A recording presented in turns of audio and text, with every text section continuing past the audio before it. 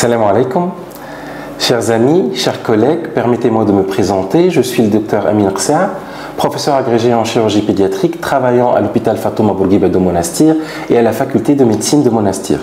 Je vais avoir l'extrême honneur de partager avec vous ce cours sur l'invagination intestinale aiguë de l'enfant.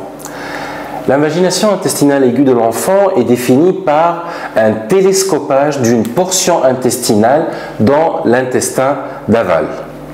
En fait, pourquoi ce sujet? Parce que l'invagination intestinale aiguë de l'enfant est la première urgence chirurgicale du nourrisson. Et c'est une pathologie qui menace le pronostic vital. D'où la nécessité d'un diagnostic précoce qui repose essentiellement sur une étude clinique minutieuse pour éviter l'installation de complications qui peuvent être mortelles. Sur le plan pathogénie, on distingue deux types d'invagination intestinale aiguë. Tout d'abord, l'invagination intestinale idiopathique ou primitive qui représente à peu près 90% de l'ensemble des invaginations intestinales aiguës. Ce type d'invagination intestinale aiguë se voit essentiellement chez le nourrisson entre 2 mois et 2 ans. Et puis, on a le deuxième type qui est l'invagination intestinale secondaire à une cause locale. Ça peut se voir à tout âge et ces causes locales peuvent être un diverticule de Meckel, une duplication digestive, un polype ou une tumeur. Commençons par le premier cas de figure qui est le cas de figure le plus fréquent qui sont les invaginations intestinales aiguës primitives. Là, le primo movens est une infection intestinale ou respiratoire avec un agent infectieux qui va donner d'une part une hypertrophie des plaques de Peyer avec une sorte d'évagination de la paroi intestinale qui va faire la tête du boudin. Et d'une autre part, une hypertrophie ganglionnaire lymphatique et mésentérique qui sera à l'origine d'une compression et d'une irritation neurovégétative avec exacerbation du péristaltisme. Cette exacerbation du péristaltisme avec en même temps cette évagination de la paroi intestinale va nous donner l'invagination intestinale aiguë. Là, on a vu le premier cas de figure. Pour le deuxième cas de figure, ce sont des invaginations intestinales aiguës secondaires. Et comme vous voyez dans ces exemples-là, ça peut être secondaire à un diverticule de Meckel, à une polypose ou à une polype intestinale, comme vous voyez dans cet exemple, à une duplication digestive ou encore à un pancréas ectopique. Maintenant, qu'en est-il de l'anatomopathologie? Là, on va essayer d'étudier deux choses. Premièrement, le boudin d'invagination intestinale aiguë qui est formé par au moins 3 cylindres, avec notamment un collet du boudin et la tête du boudin. Mais là, ce qui est important au niveau de cette schématisation, c'est qu'en plus de la compression de la lumière intestinale qu'on va avoir au niveau de l'invagination, c'est qu'on va avoir une compression des éléments nobles. C'est-à-dire qu'on va avoir une compression de l'artère, de la veine et aussi des nerfs. Et c'est ça qui fait toute la gravité de l'invagination intestinale aiguë. Sur le plan anatomopathologique aussi, il y a différents types anatomopathologiques. Il y a tout d'abord le type le plus fréquent qui est l'invagination intestinale aiguë iliocolique, qui est de loin la plus fréquente, à peu près 90% des cas. Et là, on peut avoir une invagination intestinale aiguë transvalvulaire avec un appendice qui reste en place ou une invagination iliocécocolique et là, l'appendice va être incriminé dans le boudin d'invagination. En fait, l'invagination iliocolique est la plus fréquente pour deux choses. Premièrement, il y a comme une sorte de disparité de calibre entre l'intestin grêle et le côlon, mais aussi il y a une richesse lymphatique au niveau de la région sécale, ce qui va faire le lit de l'invagination intestinale aiguë. À part l'invagination iliocolique qui est la plus fréquente, on peut avoir l'invagination ilio-iliale ou l'invagination colocolique qui sont plus rares et qui sont le plus souvent dues à une cause locale. Maintenant, qu'en est-il du plan physiopathologique? Et là, on va essayer d'étudier 3 choses. Premièrement, la migration du boudin. En fait, ce boudin va progresser avec le péristaltisme et devrait être freiné par le méso ou par le mésentère. Mais parfois, on peut avoir un méso qui est lâche et cette progression du boudin va donner une extériorisation du boudin par l'anus. D'où l'importance, devant une invagination intestinale aiguë, d'examiner toujours la marge anale pour voir s'il n'y a pas de boudin qui est extériorisé par l'anus. La deuxième notion physiopathologique qui est très importante, on en a déjà un petit peu parlé, c'est la compression du mésentère par le collet. En fait, on va avoir la compression de plusieurs éléments avec des conséquences propres à chaque élément comprimé. En fait, la compression lymphatique et veineuse aussi va être à l'origine d'un œdème qui va accentuer la compression. Aussi, cette compression veineuse va être à l'origine d'une stase veineuse, d'une suffusion hémorragique et ainsi de rectorragie. La compression nerveuse, elle, donnera une pâleur. C'est un signe en fait neurovégétatif. Et puis enfin, la compression artérielle sera à l'origine d'une ischémie, d'une nécrose et d'une perforation. Et ceci donne toute l'importance du diagnostic clinique précoce pour pouvoir entamer un traitement urgent. Tout ceci fait la grande gravité ou la gravité de l'invagination intestinale aiguë. À part ces deux éléments physiopathologiques qu'on vient d'étudier, il y a aussi un troisième élément important qui est les conséquences sur le transit digestif. En fait, la lumière intestinale va être comprimée et ça va donner des conséquences. Mais les conséquences dépendront du type anatomopathologique de l'invagination. En fait, dans une invagination iléocolique, là, on aura un collet qui est large. Donc, au début, il n'y a pas d'occlusion et l'occlusion peut apparaître tardivement. Alors que dans l'invagination iléoïliale, là, le collet il est plus étroit et l'occlusion est volontiers inaugurale. Qu'en est-il des constatations épidémiologiques de l'invagination intestinale aiguë? Comme on a dit, l'invagination intestinale aiguë est une pathologie fréquente. C'est la première urgence chirurgicale du nourrisson. Là, la fréquence, elle est estimée à 2 pour 1000 nourrissons. Aussi, il y a une prédominance masculine, avec 3 garçons touchés par rapport à 2 filles. Il y a des hypothèses pour expliquer cette prédominance masculine. En fait, le tissu lymphatique chez le garçon serait plus riche que le tissu lymphatique chez les filles. Aussi, il y a une explication par rapport à l'agent infectieux, les garçons étant plus turbulents, donc on peut avoir plus d'infections virales chez le garçon. Sur le plan âge, on en a déjà parlé, l'invagination intestinale idiopathique se voit essentiellement entre l'âge de 2 mois à 2 ans, avec un pic entre 6 et 9 mois, et l'invagination intestinale aiguë secondaire est plutôt rare et se voit à tout âge.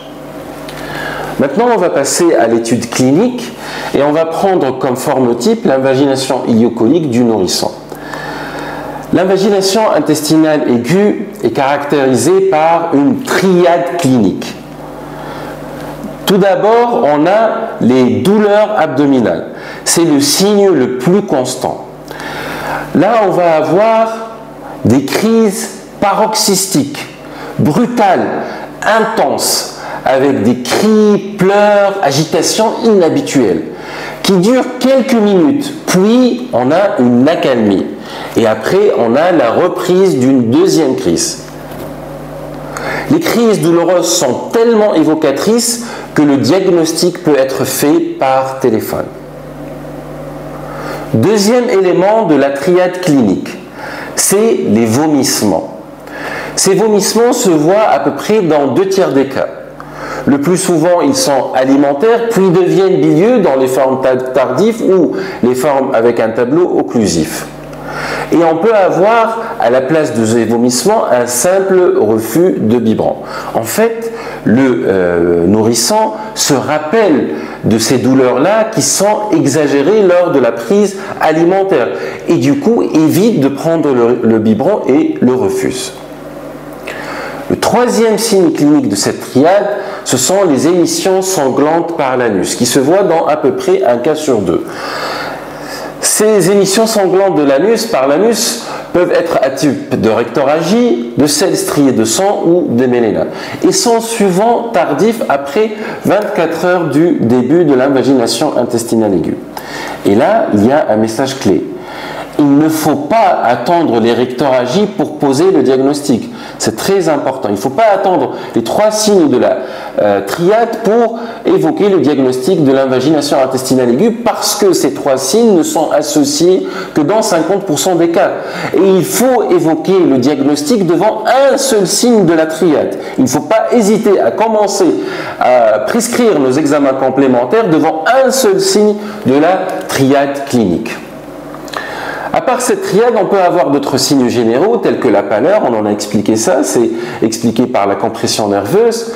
Pour ce qui concerne la température, elle est fréquemment normale, mais une fièvre n'est pas rare, notamment, on a expliqué ça, l'agent infectieux ou une infection virale peut être à l'origine d'une invagination intestinale aiguë. Qu'en est-il maintenant des signes physiques? Pour ce qui concerne les signes physiques, on peut parfois palper le boudin d'invagination dans un cas sur 2. Ça se manifeste par une masse oblongue, ferme, élastique et mobile qui siège le plus souvent sous le foie, mais parfois elle peut être en épigastrique ou en paroi ombilicale gauche. Un autre élément de l'examen physique, c'est le toucher rectal, qui a 2 intérêts. Il peut découvrir précocement des rectorragies, mais parfois aussi, il peut palper le boudin d'invagination, surtout lorsqu'on a une invagination qui est évoluée. Donc, au total de cette partie clinique, 4 messages clés. Premièrement, évoquer l'invagination sur un seul signe de la triade, même si l'examen physique est normal. L'association de cette triade complète avec la palpation du boudin d'invagination ne se voit que dans un quart des cas. Le seul fait de penser à l'invagination doit conduire aux examens complémentaires. Et il faut mieux faire ces explorations en excès que méconnaître une invagination. Justement, ces examens complémentaires, ça consiste surtout à des examens radiologiques. Le cliché d'abdomen sans préparation est prescrit par certains, mais il faut le dire, cet examen est de moins en moins prescrit devant un tableau abdominal chez un nourrisson ou chez un enfant parce qu'il y a un risque d'irradiation. Mais même s'il est fait, on va dire qu'un abdomen sans préparation ou un cliché d'abdomen sans préparation qui est normal n'élimine pas le diagnostic. Parfois, on peut avoir une rareté des clartés digestives. On peut avoir une grisaille de la fosse iliaque droite. On peut avoir une opacité, là on peut la deviner, qui est moulée par l'air. Ou aussi vous voyez cette opacité qui est moulée par l'air. Vous l'avez bien compris, le cliché d'abdomen sans préparation ne permet pas de faire le diagnostic. Mais l'examen clé, l'examen le plus fiable, c'est l'échographie abdominale. Et cet examen nous permet de rechercher des signes qui sont très révélateurs, tels que la présence d'une image en cocarde sur une coupe transversale ou l'image en sandwich sur la coupe longitudinale. Et j'y insiste encore une fois, mieux vaut une échographie pour rien que de passer à côté d'une invagination intestinale aiguë.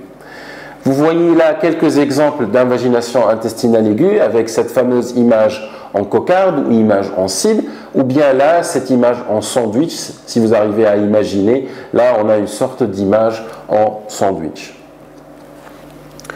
Un autre examen complémentaire qui peut être fait, c'est le lavement opaque. Ce lavement opaque, en fait, a 2 intérêts. Un intérêt diagnostique, surtout si on a un doute ou si l'opérateur, le radiologue n'est pas expérimenté, et aussi il a un intérêt thérapeutique.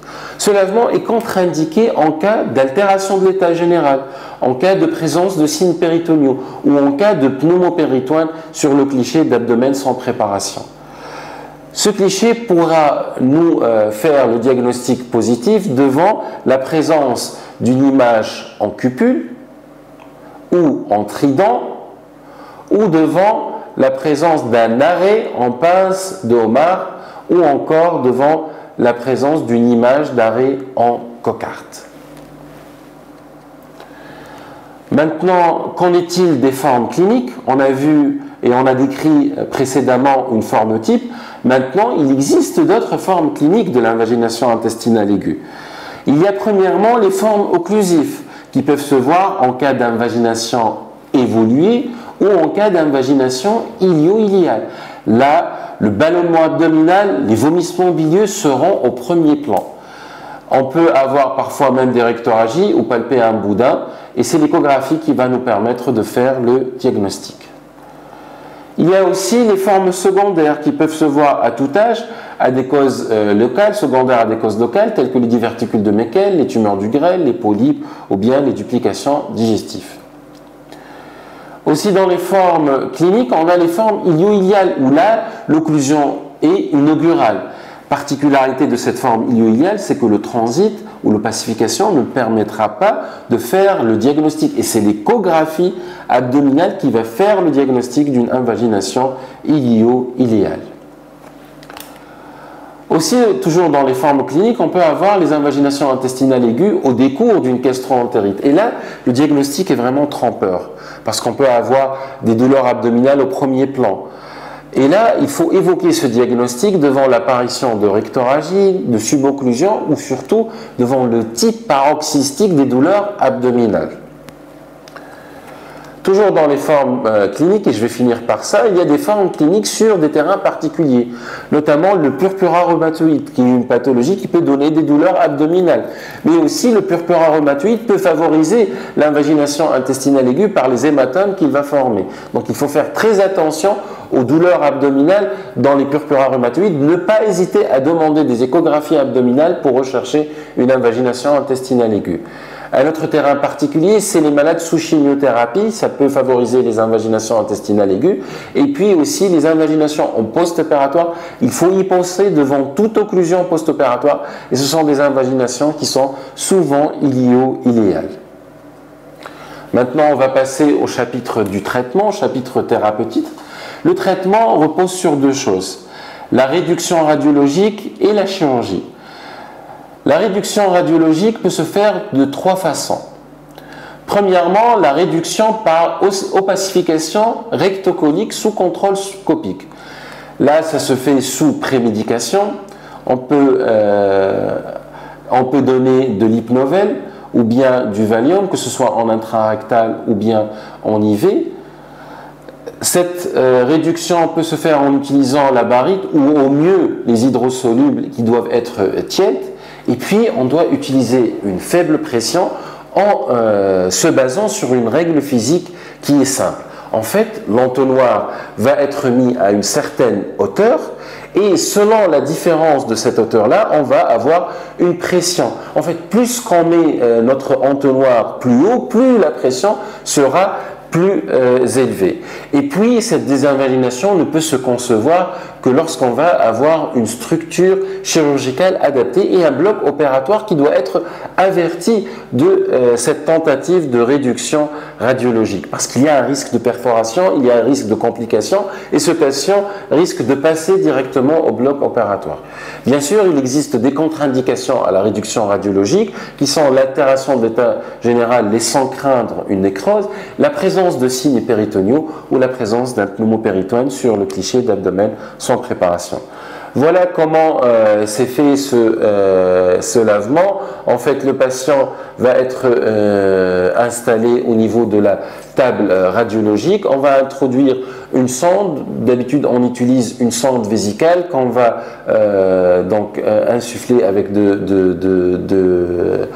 qu'on va gonfler donc le ballonnet avec de l'air, excusez-moi, puis on va mettre notre entonnoir, barite ou bien mieux aux hydrosolubles, à une hauteur prédéterminée, d'habitude 80 cm, on ne doit pas dépasser cette distance, et puis la barite ou bien le produit hydrosoluble va passer au niveau du rectum, du côlon, il va pousser au niveau de cet intestin qui est évaginé jusqu'à avoir une désinvagination de ce boudin. Et en fait, là, on aura des critères de désinvagination qui seront une opacification de tout le cadre colique, une opacification du sécum avec des limites régulières et avec une inondation massive des dernières anses iliales. Donc, vous voyez là un exemple d'une désinvagination radiologique, donc le produit de contraste qui passe progressivement au niveau du côlon et qui va pousser ce boudin jusqu'à avoir, là vous voyez sur la dernière image, une inondation massive du grêle qui signe la réussite de notre désinvagination. Bien sûr, il faut faire attention au risque de perforation. Là, vous voyez ce qu'on ne doit pas voir. En fait, il y a une perforation avec passage du produit de contraste dans toute la cavité péritonéale. Ça se voit essentiellement si on ne respecte pas les contre-indications. Et puis, si on ne le fait pas dans les meilleures conditions techniques, et notamment, on ne respecte pas cette règle de la pression qu'on doit instaurer.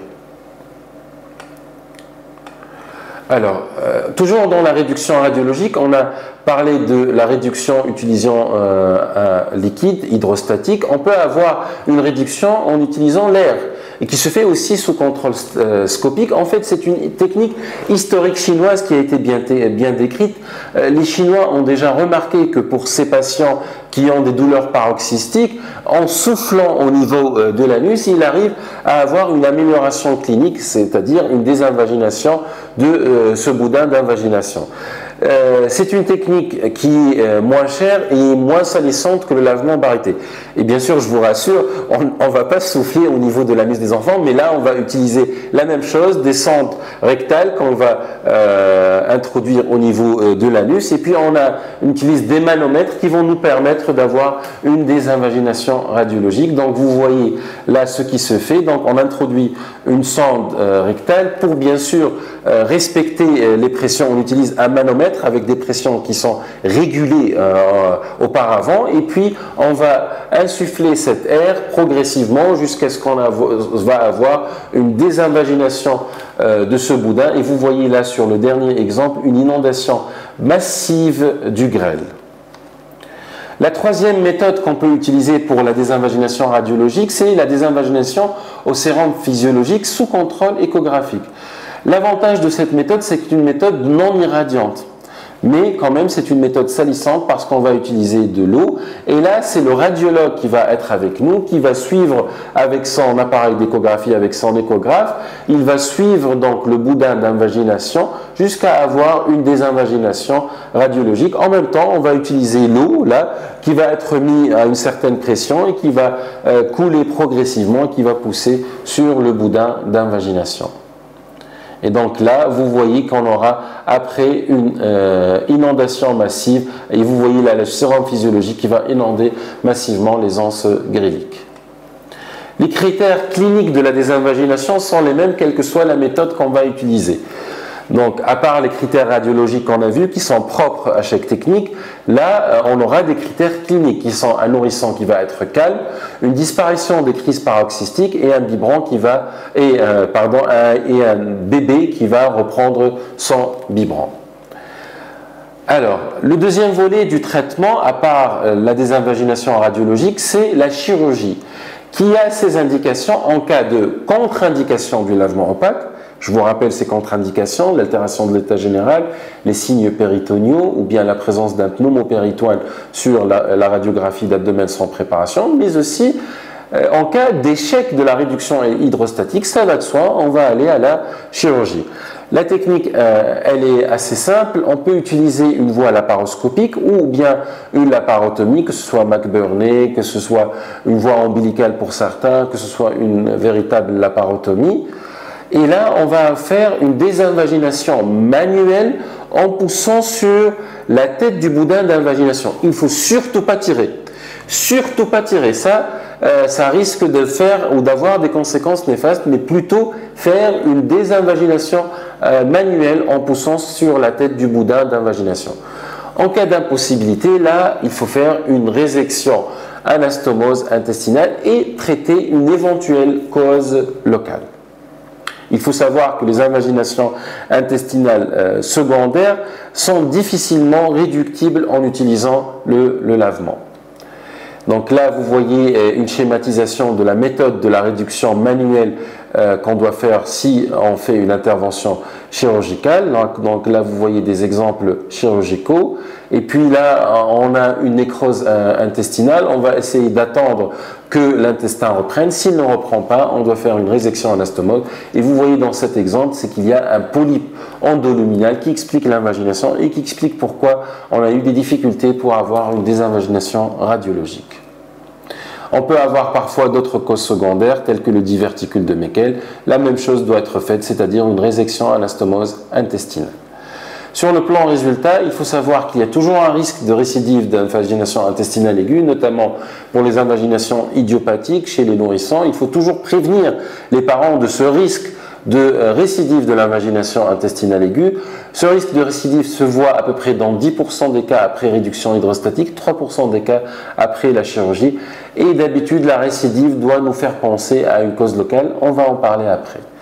Je voulais juste conclure en parlant de certaines nouveautés, en se basant sur une revue récente de la littérature et aussi sur des articles qui ont été publiés par le service de chirurgie pédiatrique de Monastir. Juste pour vous dire qu'on a toujours quelques secrets qu'on n'a pas découverts au niveau de l'invagination intestinale aiguë. Il y a toujours des domaines de recherche partout dans la médecine et notamment dans l'invagination intestinale aiguë. Là, c'est un article qui parle de la fiabilité des examens complémentaires dans le diagnostic et le traitement de l'invagination. Il conclut que le meilleur examen complémentaire pour le diagnostic de l'invagination intestinale aiguë est l'échographie abdominale. Et sur le plan thérapeutique, si l'enfant est stable sans signes péritoniaux, là on doit tenter la désinvagination radiologique en sachant que la réduction hydrostatique, plutôt la réduction utilisant les gaz ou le gaz ou l'air est plus efficace que la réduction utilisant le liquide, la réduction hydrostatique. Ça, c'est un fait qui est assez important. Aussi, là, on parle du rôle des corticoïdes, notamment de la dexaméthasone, sur l'effet de la récurrence. C'est un problème qu'on risque d'avoir au niveau de notre pratique courante, c'est-à-dire une invagination qui revient assez rapidement. Il y a certains qui injectent des corticoïdes pour diminuer l'effet de l'agent infectieux et pour avoir donc une bonne réduction hydrostatique. En fait, c'est débattu et apparemment, ça n'a pas de rôle, ces corticoïdes, pour réduire le risque de récurrence, mais ça aurait un effet notamment sur la réussite d'une désinvagination radiologique.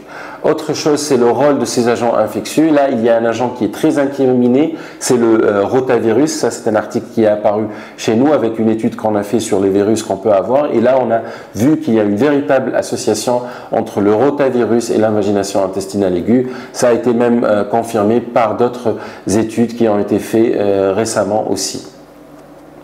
Autre chose, c'est l'invagination intestinale récurrente. Là, c'est un article qu'on a publié et on a prouvé en fait qu'une invagination intestinale secondaire à une cause locale a de moindres chances d'être réduite par le lavement hydrostatique ou par la réduction par l'air et d'habitude, ce n'est pas une cause secondaire.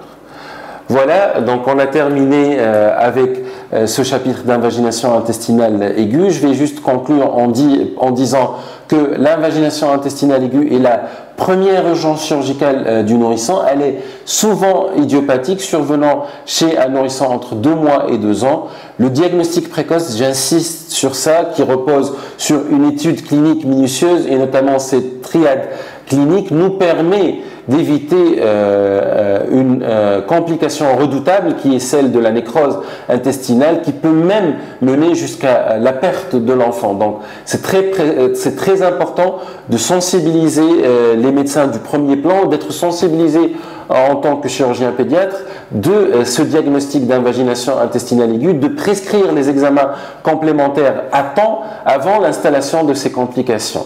Et maintenant, le traitement se base essentiellement sur la réduction hydrostatique en dehors des contre-indications. Donc avant, on opérait toujours presque ces enfants-là. Maintenant, avec la réduction hydrostatique, je pense qu'on n'a pas le droit de faire autre chose. Là, on a un bon résultat pour ces enfants. Bien sûr, la chirurgie aura sa place lorsqu'il y aura des contre-indications ou en cas d'échec de cette réduction hydrostatique.